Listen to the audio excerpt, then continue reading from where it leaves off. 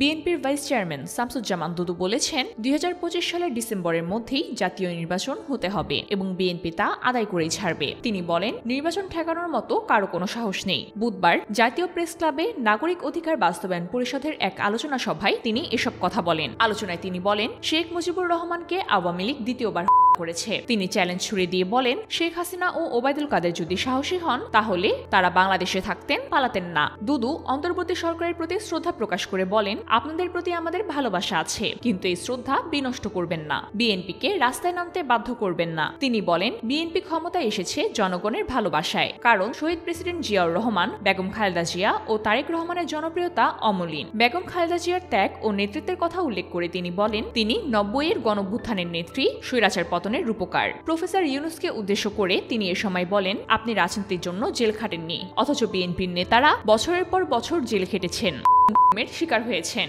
আপনাদের দিয়ে কিছুই হবে না। তিনি জোর দিয়ে বলেন, সংস্কারের কথা বলে যদি নির্বাচন না হয় তাহলে তা অর্থহীন। জনগণ সরকার চায়, স্বৈরাচার নয়।